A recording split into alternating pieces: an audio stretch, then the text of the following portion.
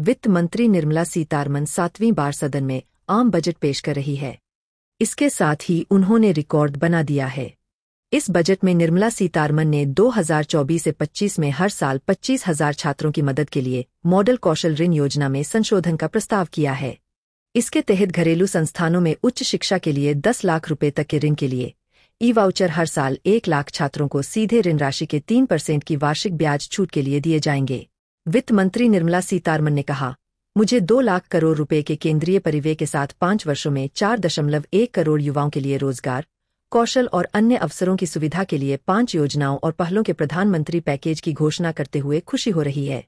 इस वर्ष हमने शिक्षा, रोजगार और कौशल के लिए 1.48 लाख करोड़ रुपए का प्रावधान किया है।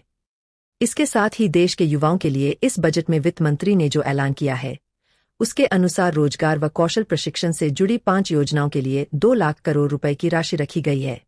इसमें 500 टॉप कंपनियों में 5 करोड़ युवाओं को इंटर्नशिप देने का प्रावधान भी है।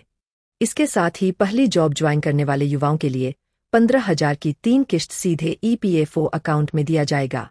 बजट भाषण में वित्त मंत्री ने बताया कि पहली नौकरी वालों के लिए 1 लाख रुपए से कम सैलरी होने पर EPFO में पहली बार रजिस्टर करने वाले लोगों को 15,000 रुपए की मदद 3 किश्तों में मिलेगी।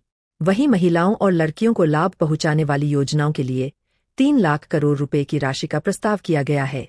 साथ ही पूर्वोत्तर क्षेत्र में इंडिया पोस्ट पेमेंट बैंक की 100 से अधिक शाखाएं स्थापित की जाएंगी। वित्त मंत्री निर्मला सीतारमण ने आयकर स्लैब, टैक्स स्लैब में बड़े बदलावों की घोषणा की है। अब स्टैंडर्ड डिडक्शन की सीमा को 50,000 से बढ़ाकर 75,000 कर दिया गया है। इस व्यवस्था में 3 लाख तक की आय पर कोई टैक्स नहीं लगेगा। 3 से 7 लाख तक की कमाई पर 5% इनकम टैक्स देना होगा। 7 से 10 लाख की आय होने पर 10% की दर से आयकर लगेगा। 10 से 12 लाख के टैक्सेबल इनकम पर 15% की दर से आयकर लगेगा। वही 12 से 15 लाख के टैक्सेबल इनकम पर 20% आयकर लगेगा। 15 लाख से ज्यादा के टैक्सेबल आय पर 30% की दर से आयकर लगेगा। केंद्रीय बजट पेश करते हुए वित्त मंत्री निर्मला सीतारमण ने कहा, सरकार 500 शीर्ष कंपनियों में 1 करोड़ युवाओं को इंटर्नशिप के अवसर प्रदान करने के लिए एक योजना शुरू करेगी। इसमें 5,000 रुपए प्रति माह इंटर्नशिप भत्ता और 6,000 रुपए की एकमुश्त सहायता दी जाएगी। प्रधानमंत्री सूर्य घर मुफ्त बिजली योजना की शुरुआत की गई है, जिसके तहत छतों पर सोलर पैनल लगाए जाएंगे, जिससे 1 करोड़ परिवारों को हर महीने 300 यूनिट तक निःशुल्क बिजली मिल सकेगी। भारत छोटे रिएक्टरों की स्थापना, भारत छोटे मॉड्यूलर रिएक्टरों के अनुसंधान और विकास और परमाणु ऊर्जा के लिए नई प्रौद्योगिकियों के अनुसंधान और विकास के लिए सरकार निजी क्षेत्र के साथ साझेदारी करेगी।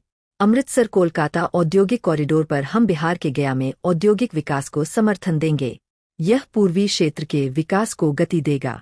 हम सड़क संपर्क परियोजनाओं पटना पूर्णिया एक्सप्रेसवे, बक्सर भागलपुर राजमार्ग, बोधगया राजगीर वैशाली दरभंगा के विकास में भी सहयोग करेंगे और बक्सर में गंगा नदी पर 26,000 करोड़ रुपए की लागत से एक अतिरिक्त 2 लेन का पुल बनाया जाएगा।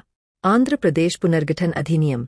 हमारी सरकार ने आंध्र प्रदेश पुनर्गठन अधिनियम में की गई प्रतिबद्धताओं को पूरा करने के लिए प्रयास किए हैं। राज्य की पूंजी की आवश्यकता को समझते हुए हम बहुपक्षीय एजेंसियों के माध्यम से विशेष वित्तीय सहायता की सुविधा प्रदान करेंगे। चालू वित्त वर्ष में भविष्य के वर्षों में अतिरिक्त राशि के साथ 15,000 करोड़ रुपए की व्यवस्था की जाएगी।